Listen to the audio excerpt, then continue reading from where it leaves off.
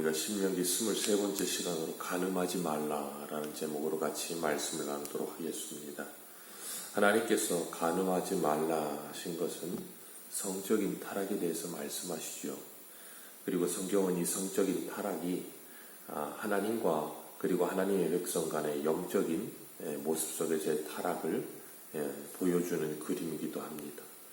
성은 하나님이 인간에게 번성과 즐거움을 주시고 남자와 여자가 하나로 만들어지는 하나님의 사랑의 표현으로 우리에게 주신 것입니다.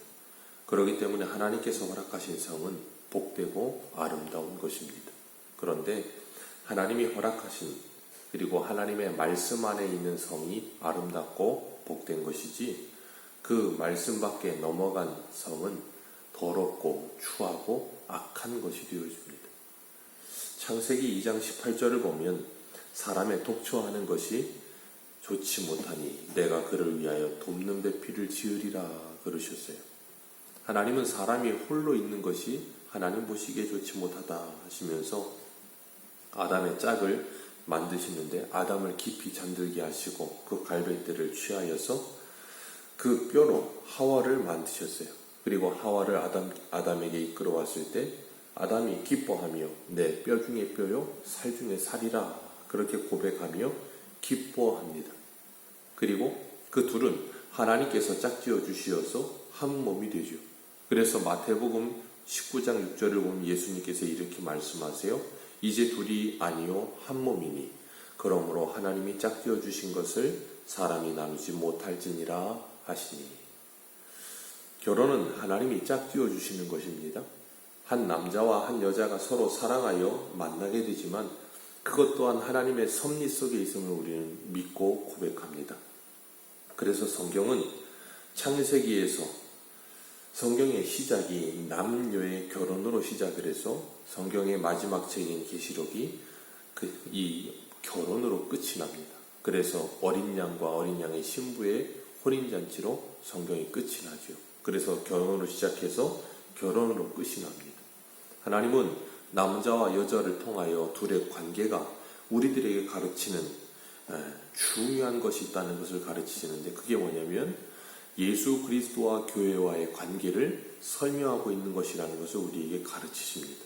그렇기 때문에 우리가 남자와 여자가 만나서 결혼을 하고 서로 이 남녀의 관계가 이루어지는 것은 하나님과 우리와의 관계를 설명하는 것이기도 하고 모든 관계의 설명이기도 합니다. 사람은 관계 속에 살아요.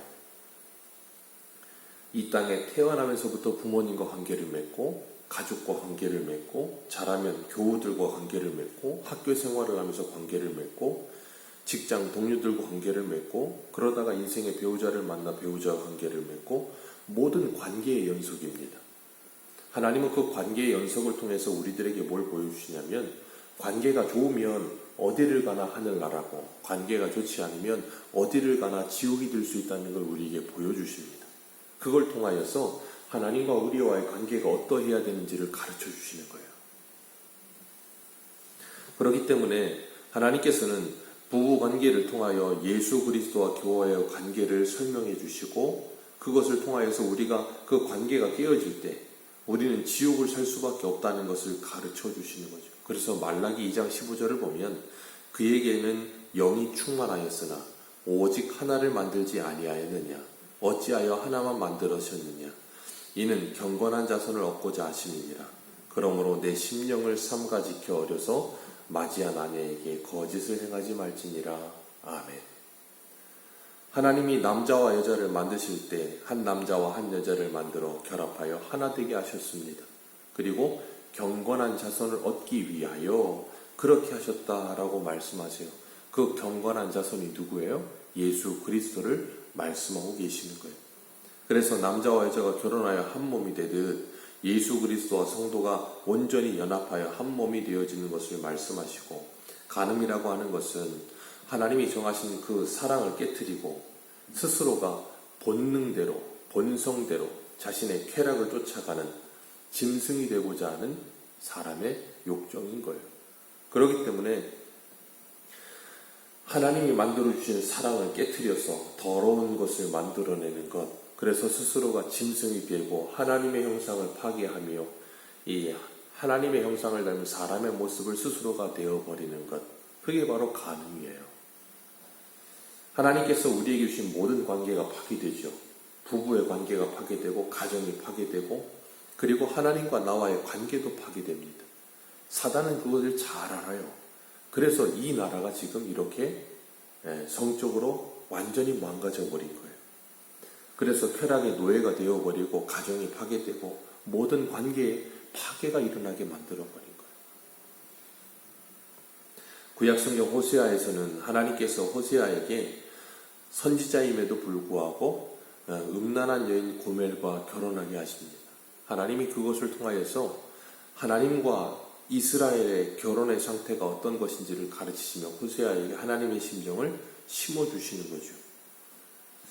하나님을 떠나 세상을 향해 달려가는 그 모습이 마치 고멜이 호세를 떠나 다른 남자를 찾아가는 모습과 같다는 것을 보여주시면서 이스라엘이 영적으로 간음하고 있음을 가르치신 거였어요. 이 야고보서 4장에 보면 4절에 이런 말씀이 있습니다. 간음하는 여자들이요 세상과 헛된 것이 하나님의 원수임을 알지 못하느냐. 그런즉 누구든지 세상과 벗이 되고자 하는 자는 스스로 하나님과 원수되게 하는 것이니라. 아멘. 하나님을 떠나 세상과 벗이 되고자 하는 것, 하나님을 사랑하지 않고 세상을 사랑하게 되는 것, 그것이 영적인 간음이요 우상 숭배라 말씀하시는 거예요. 구약성경 열왕기상 18장에 보면 엘리사 시대 때 이스라엘 백성들은 하나님과 바알을 겸하여 섬기고 있었죠. 음란하듯이 바알과 아세라를 섬기고 있을 때 하나님께서 그들을 갈멜산으로 부르십니다. 그리고 갈멜산에서 엘리야를 통해 말씀하시죠. 여호와가 하나님이면 여호와를 따를 것이고 바알이 하나님이면 바알을 따라라. 언제까지 그 둘 사이에 머뭇거리겠느냐라고 말씀하세요. 예수님도 하나님과 재물을 겸하여 섬길 수 없느니라 라고 말씀하시면서 우리들이 인간의 관계 속에서도 남녀의 관계 속에 간음이 끼어있을 때 그 관계는 완전히 파괴되어지는 걸 보게 하시면서 그것이 얼마나 고통스럽고 괴로운 것인지를 깨닫게 하시면서 하나님과 우리와의 관계에서 우리가 하나님이 아닌 다른 무엇을, 우리가 예수 그리스도가 아닌 다른 무엇을 사랑하게 될 때 그런 비참한 현실이 온다는 것을 우리에게 체울하게 하시는 거예요.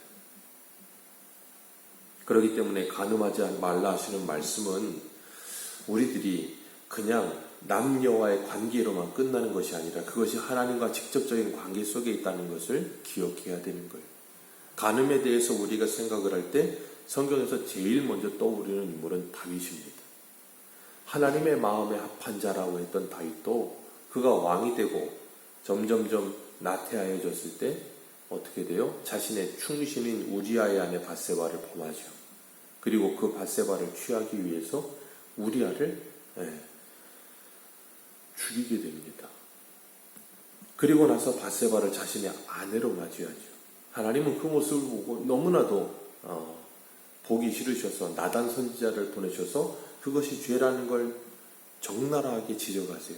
그때 다윗은 시편 51편의 말씀처럼 철저하게 하나님 앞에 엎드려 자신의 죄를 회개합니다. 그리고 다시는 그 죄를 다시는 범하지 않으려고 그는 평생을 주님 앞에 서기 위해 애를 쓰죠. 그리고 이 간음이라고 하는 것을 우리가 생각할 때마다 또 한 대표적인 인물이 떠오르는데 그 사람이 창세기의 요셉이에요.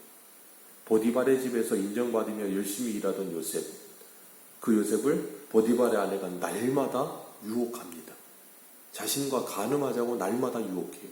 그때 요셉은 그 여인을 뿌리치고 함께 하려고도 하지 않았고 나중에는 그 여인이 아무도 없는 자신의 집에서 요셉을 유혹할 때 요셉이 그 여인에게 이야기하죠.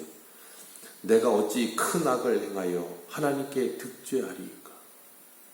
요셉은 아무도 없는 자리에서도 하나님께서 나를 지켜보고 계신다는 분명한 신전의식이 있었어요. 하나님 앞에 사는 그 의식이 있었어요. 그랬기 때문에 그 간음을 행하지 않고 이길 수 있었던 거예요. 우리가 이 땅을 살아가면서 믿음으로 살아간다는 것 쉽지 않습니다. 예나 지금이나 성적으로 타락은 우리가 소돔과 고모라를 봐도 알지만 항상 있어 왔습니다. 수간과 간음과 그리고 동성애와 수많은 성적인 타락이 넘쳐나는 시대를 살아요. 그런 시대에 예수님께서는 마태복음 5장 27절에 이렇게 말씀하세요. 또 간음하지 말라 하였다는 것을 너희가 들었으나 나는 너희에게 이르노니 음욕을 품고 여자를 보는 자마다 마음에 이미 간음하였느니라. 육적으로 간음을 하지 않아도 여인을 음욕을 품고 바라보는 것만으로도 이미 간음이다 라고 말씀을 하세요. 오늘날은 간음하기 얼마나 쉬운 세상입니까? 그리고 아예 법적으로도 간음이 죄가 되지 않는 간통법이 폐지된 시대예요. 어쩌다가 우리나라가 그런 법이 폐지가 되는지 도무지 이해가 되지 않지만 국회에서 그것이 통과가 됐어요. 그런 시대를 살고 있습니다. 그런 시대에 우리가 어떻게 우리의 믿음을 지킬 수 있습니까? 시편 119편 9절에 이렇게 말씀하세요. 청년이 무엇으로 그 행실을 깨끗게 하리이까? 주의 말씀을 따라 삼가할 것이니. 하나님의 말씀을 사모할 때, 그리고 그 말씀의 은혜 속에 우리가 젖어 있을 때 우리는 요셉과 같이 내가 어찌 하나님께 득지하리이까 하는 그런 믿음과 신앙 양심을 가지고 세상을 이길 수 있고 간음을 이길 수 있다는 거예요. 그렇기 때문에 우리는 이 땅을 살아가면서 술 취하지 않고 성령의 충만을 받기 위해 날마다 기도해야 되는 거예요. 그러지 않으면 하나님이 나에게 주신 배우자로 만족이 되지 않아요. 요즘 젊은 청년들은 그래서 그렇게 말을 해요. 어떻게 평생 한 남자와 한 여자와만 사냐고. 요즘 시대가 그래요. 네, 원래 한 남자와 한 여자와만 평생 사는 겁니다. 그런데 오늘날은 그렇지 않다는 거예요. 하나님이 나에게 주신 배우자만으로 만족하고 감사하며 아름다운 가정을 꾸리고 그 가정을 지키는 것이 얼마나 복되고 영광스럽고 아름다운 건지를 모르는 거예요. 그냥 자신의 이 육체적인 쾌락과 본능과 욕정에 끌리는 삶, 본성적으로 짐승처럼 사는 삶, 그것이 좋은 것이라고 생각하는 착각에 빠져 사는 거예요. 그러다 보니 7계명을 지킨다는 것은 너무나도 힘든 세상이고 청년들 중에 총각과 처녀를 찾아보는 게 쉽지 않은 시대. 처녀와 총각은 천연기념물이래요. 요즘 시대는 그런 시대입니다. 이런 시대에 간음하지 않으라는 이 말씀을 지키며 산다는 게 결코 쉽지 않거든요.